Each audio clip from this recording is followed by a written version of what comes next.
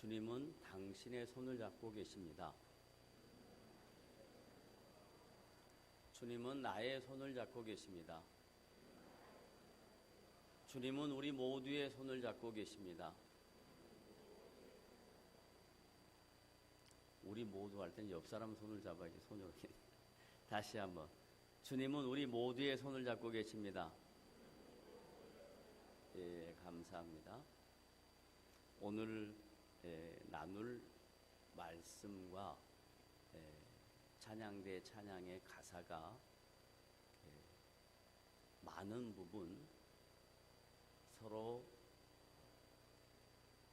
세워줄 수 있는 내용이기에 찬양대 헌신에 감사를 드립니다.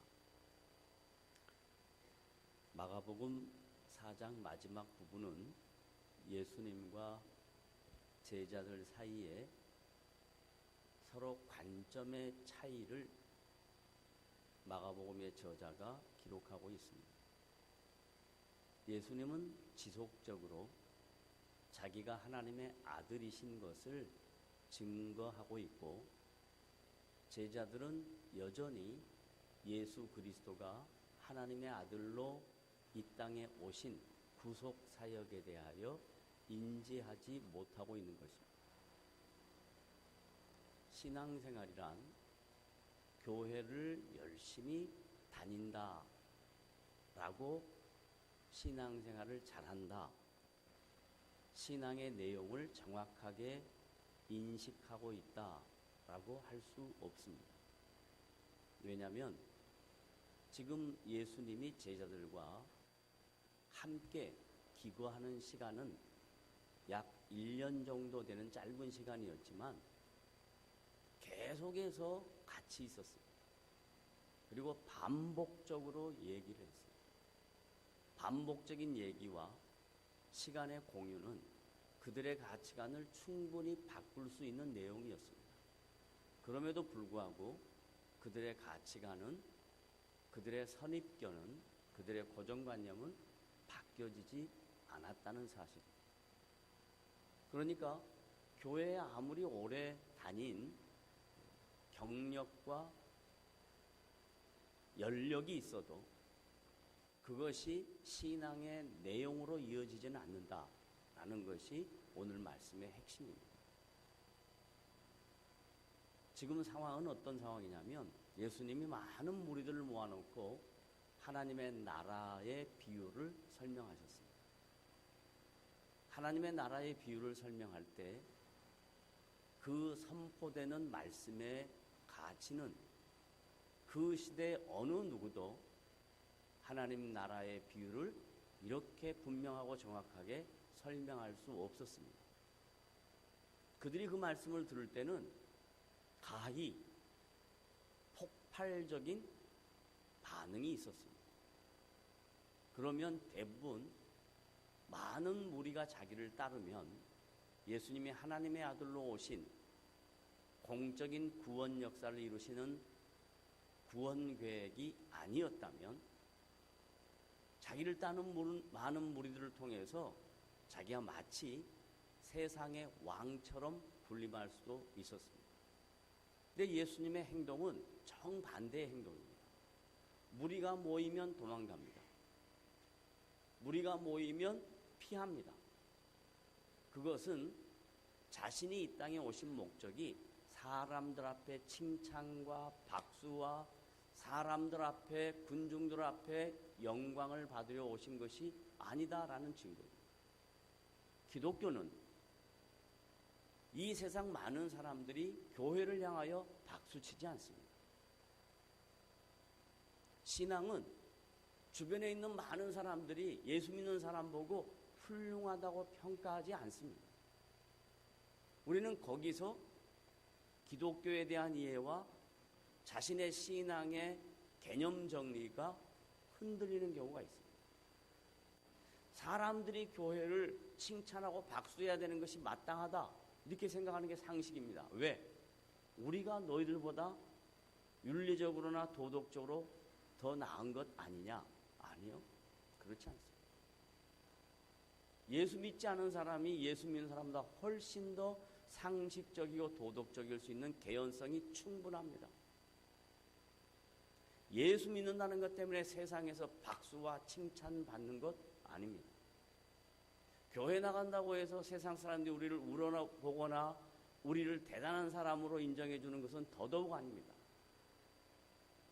왜냐하면 복음은, 기독교는 본질적으로 세상 속에서 손가락질을 당하고 조소를 당하고 침뱉음을 당하고 욕을 먹는 것이 기독교입니다. 하나님의 아들이신 예수 그리스도가 이 땅에 오셨는데 그런 모든 능력과 뿐만 아니라 모든 것을 하실 수 있는 분인데도 불구하고 예수님을 세상은 어떻게 받아들였냐? 그를 알지도 아니하고 믿지도 아니하고 오히려 예수를 잡아 침을 뱉고 군중들은 그를 향하여 쓴 웃음을 지었고 그리고 급기야 예수 그리스도를 십자가에 매다는 것이 세상의 이치고 논리입니다.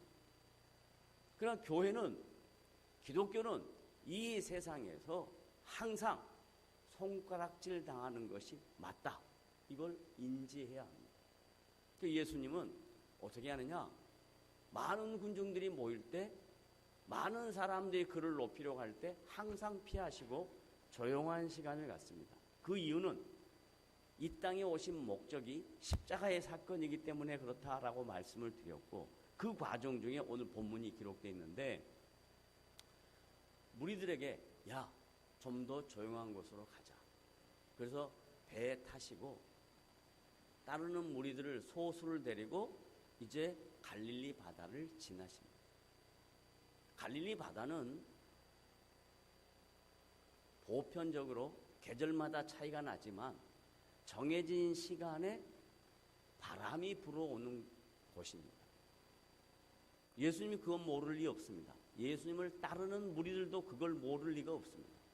왜냐하면 그들은 지금처럼 어디 가고 싶으면 차가 있어서 마음대로 가고 오고 할 수 있는 시대가 아니고 한 지역에서 그냥 오랫동안 살았던 것입니다. 그러니까 그 지역의 날씨, 전통, 문화, 습관 다 몸에 익어 있습니다. 자기들이 잠시 예수님을 따라서 배를 타고 그 갈릴리 바다를 지나갈 때 그때는 분명히 저녁 때이고 바람이 부를 수 있는 개연성이 충분한 시기입니다. 그런데 예수님은 그런 것 전혀 개의치 않으셨다는 증거가 뭐냐면 오늘 본문 말씀 보면 예수님이 뭐하고 계셨죠? 어려워요. 뭐하고 계셨어요? 성경을 보세요. 배 고물에서 뭐하고 계셨어요? 주무시고 계셨다. 이게 오늘 메시지의 매우 중요한 키포인트입니다. 키워드입니다. 다른 말로 말하면 제자들은 그와 함께 배를 타고 있었던 사람들, 또 다른 배를 타고 따라갔던 사람들은 무슨 개연성을 이해하고 있냐면 광풍이 불어올 수 있다 하고 다 눈뜨고 있습니다. 그런데 예수님은 전혀 반응을 하지 않습니다. 그런 개연성에 대하여 전혀 관심이 없습니다. 목적이 하나니까요. 목적이 하나니까. 여기에서 배울 수 있는 좋은 성도들의 인생 철학이 뭐냐면요. 목적이 분명한 사람은 하나님의 영광을 위하여 살아야 되겠다 하는 분명한 가치가 있는 사람은 어떤 상황에서도 흔들리지 않습니다. 하나님과 관계없이 목표를 설정하고 목표를 추구하고 가는 사람들 보면요. 흔들리지 않습니다. 예를 들면 이제 월드컵 결승만 남았습니다. 누가 이길까요? 아무나 이기겠죠. 골 넣는 사람들이 이기겠죠. 그런데 그 축구 선수들 중에 대부분 보면요. 그들이 신체적으로 완벽한 사람, 그런 사람이 훌륭한 사람 아닙니다. 여러분 축구의 신이라고 하는 마라도나, 펠레, 메시 한 세대를 이끌었던 축구 선수들입니다. 그 사람들의 신체 구조를 보면요, 그 사람들이 한 세대를 이끌 만한 그런 사람들이 아니었습니다. 그런데 그들에게 특징은 뭐냐면 축구 하나밖에 모릅니다. 목표가 분명한 사람은 어떤 일이 있어도 흔들리지 않습니다. 세상 사람도 그래요. 그런데 하나님의 영광을 위하여 산다는 것이 모든 믿는 성도들의 궁극적인 가치입니다. 예수님은 왜 이런 상황에서 고물에서 주무시고 계셨냐면, 나의 사역은, 내가 이 땅에 온 목적은 하나님의 뜻과 하나님의 영광을 위하여 왔기 때문에 광풍이 일어도 아무 관계없다, 어떤 상황이 벌어져도 아무런 관계가 없다 하니까 편안하게 주무시는 거예요. 만약에 여러분이 신앙생활 할 때 여러분의 신앙의 가치와 목표, 그리고 하나님의 영광을 위하여 내 인생 살아간다라고 다짐하며 그것을 위하여 사는 사람에게 나타나는 현상은 뭐냐면 흔들리지 않습니다. 그냥 갑니다. 뚜벅 가는 겁니다. 신앙생활이란 하루 나에게 주어진 삶을 그냥 걸어가는 것입니다. 내일 뭐가 대단한 것이 일어날 것이다, 이건 기대하지 않습니다. 오늘 주님 앞에서 최선을 다하면 주님이 그 다음 날을 책임지신다는 것이 성경의 답입니다. 그래서 뭐라고 이야기하냐면 내일 일을 걱정해라 그러죠. 뭐라 그래요? 내일 일을 걱정하지 마라. 그 말을 다른 말로 바꿔봐요. 내일 반대 뭐예요? 오늘. 그러면 걱정하지 마라 반대, 걱정하라. 그 뭔 말이에요? 오늘 최선을 다하라 이 말이에요. 하나님의 영광을 위하여 사는 사람은 절대로 흔들리지 않습니다. 그런 사람들 통해서 역사는 움직입니다. 그런 사람을 통해서 하나님의 나라는 확장됩니다. 그런데 대다수 무리들은 뭐 하고 있냐? 뭐 하고 있냐면 준비하고 있습니다. 저물어서 밤에 우리가 배를 타고 이 지역을 건너갈 때는 광풍이 올 수 있는 개연성이 있다라는 것을 인식하고 있습니다. 뭘로? 경험으로. 우리는 인생을 살아갈 때 자기 나름대로 살아왔던 삶의 경험이 있습니다. 이러면 이럴 수 있다라는 것을 인식합니다. 그러니까 항상 뭐 하냐면 준비하거나 아니면 걱정하거나, 딱 두 가지. 준비한다고 해서 준비한 대로 떨어지면 인생은 쉬운 겁니다. 걱정한다고 해서 피해가면 인생은 쉬운 겁니다. 준비해도 안 되고 걱정해도 안 돼요. 뭘 해야 되느냐 하는 거예요. 이게 2000년 전에 예수님을 따르던 제자들이나 2000년 후에 신앙생활하고 있는 우리들에게 동일하게 주어진 삶의 키입니다.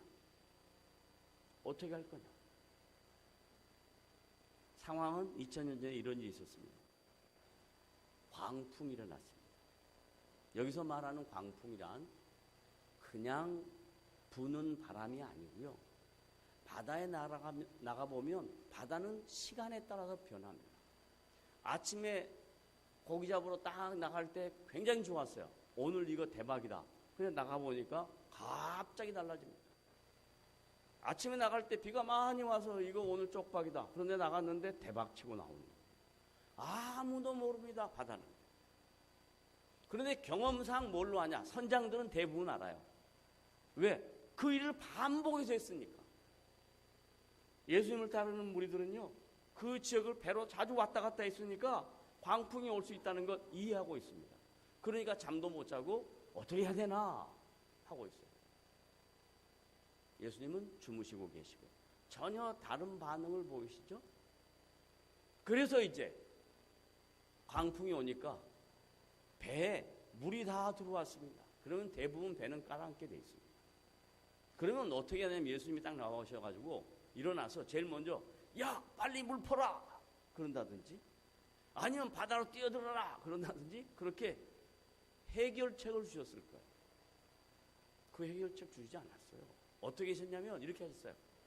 바다야 고요하라, 바다야 잠잠하라, 문제의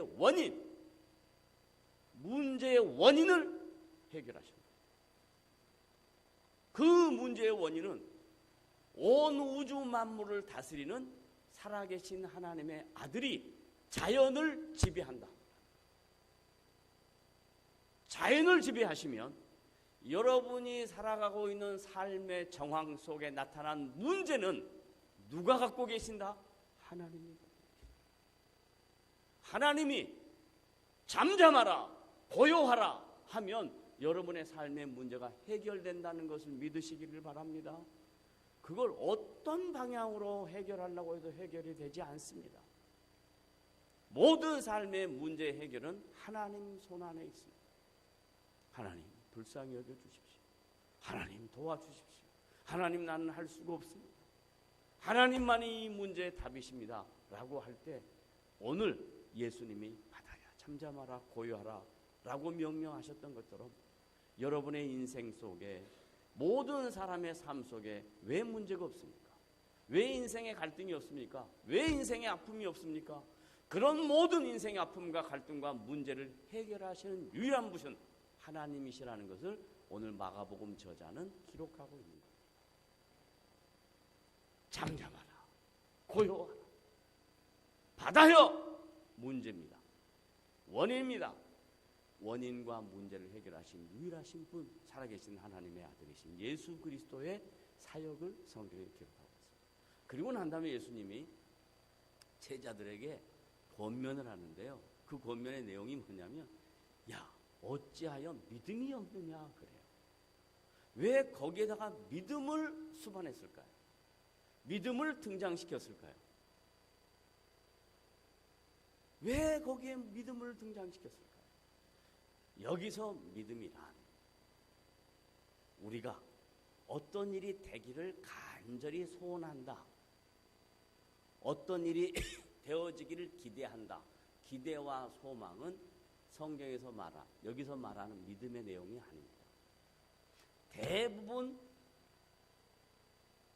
이 본문을 이해할 때 믿음을 인간의 마음으로부터 우러나는 결단, 의지, 각오를 믿음으로 동원시키는데 오늘 본문에서 말하는 예수님이 지적하는 어찌하여 믿음이 없느냐 이 말의 믿음은 그들의 의지와 각오와 결단을 촉발시키기 위한 동기 유발이 아니고 믿음은 뭐냐?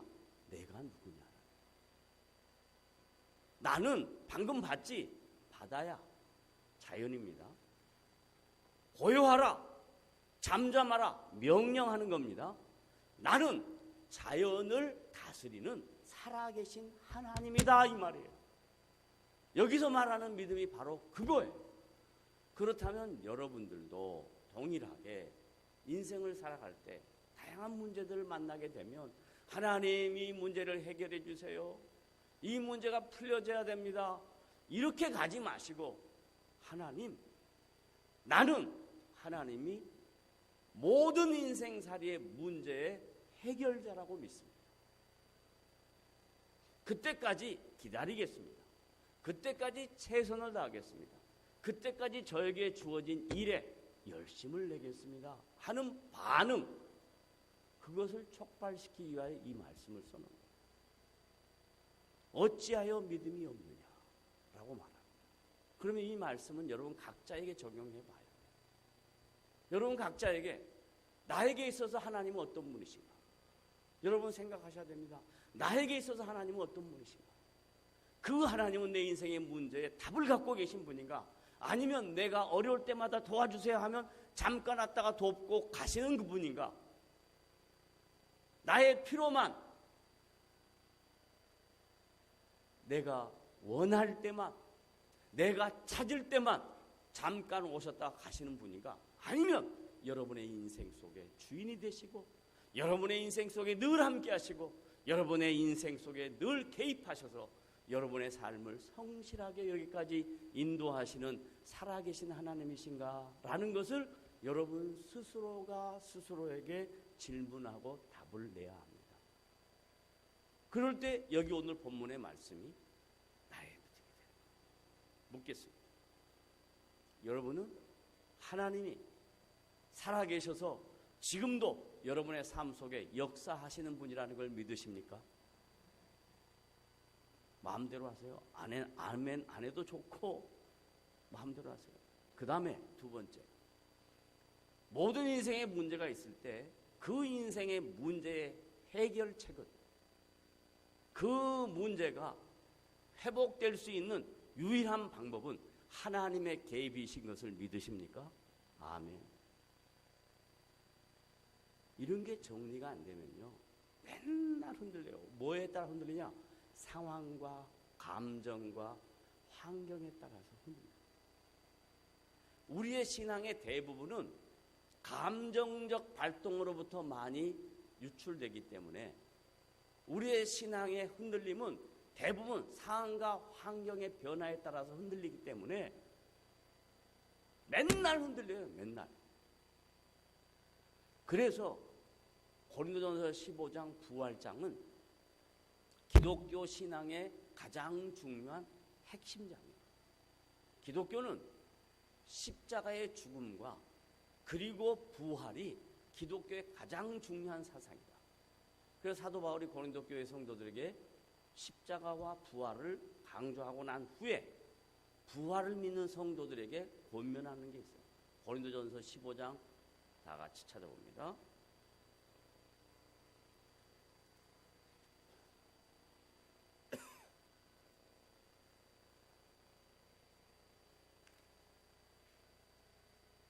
고린도전서 15장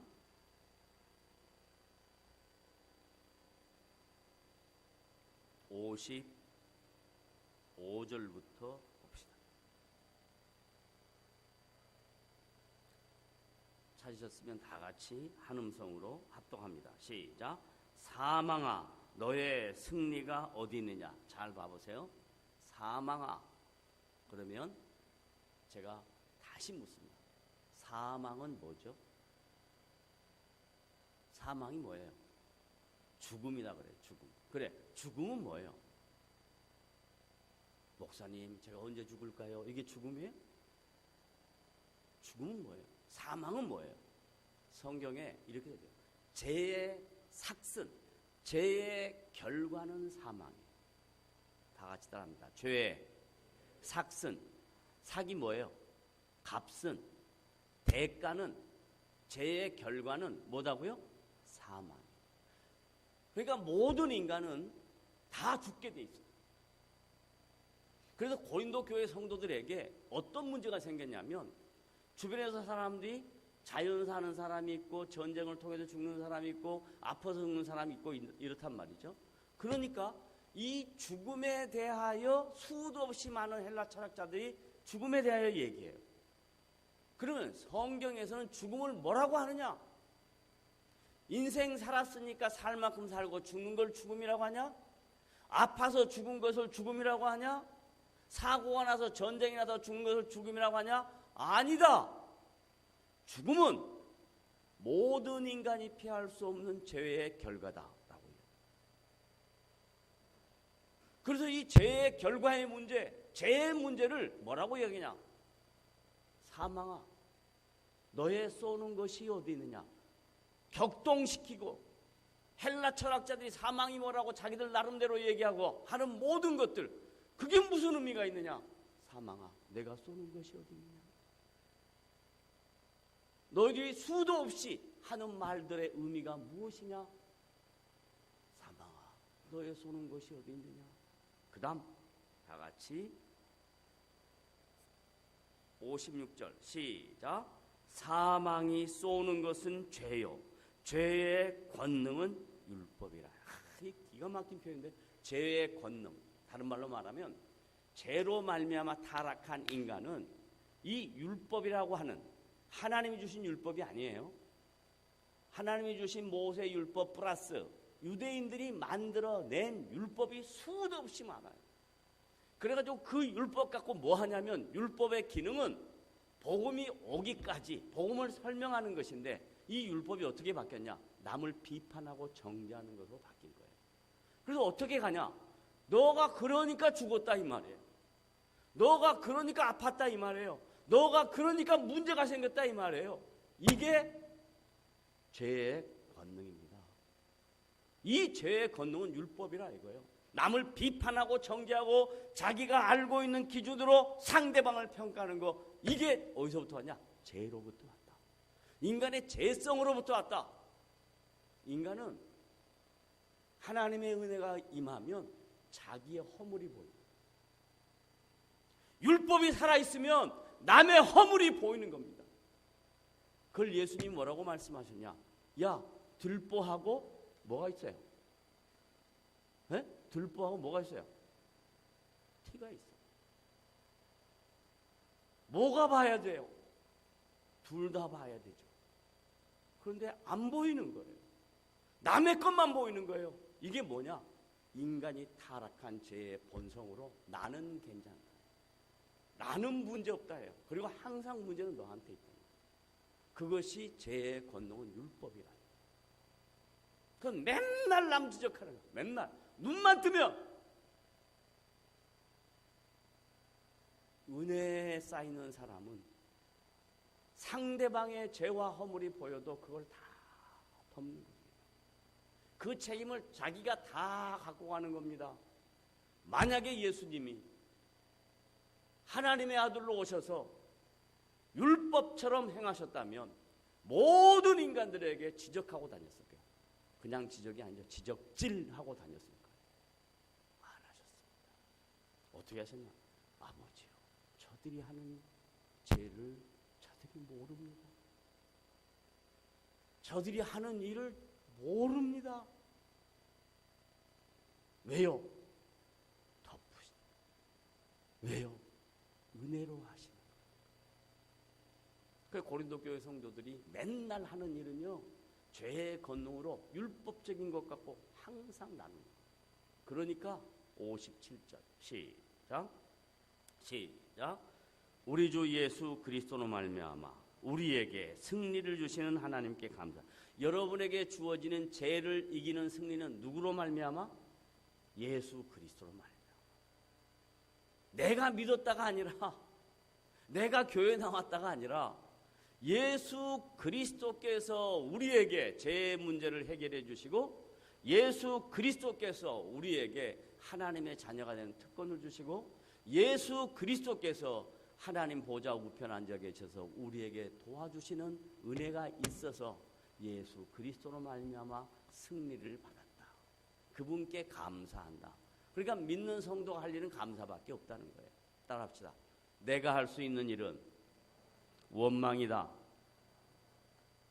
다시, 내가 할 수 있는 일은 뭐라고요? 감사예요.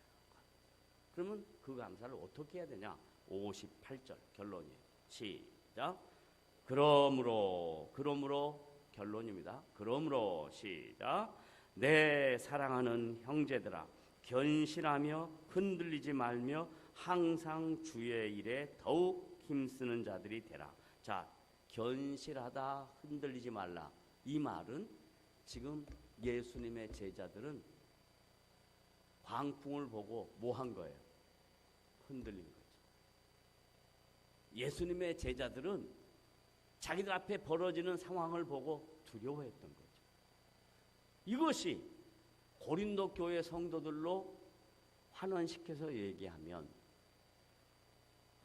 율법적인 것 같고 서로 손가락질하고 예수님의 구속 사역에 대하여 이해를 잘 못하고 교회 다니는 것을 마치 하나의 종교적인 행위 규범으로 생각하는 사람들은 동일하게 흔들려요.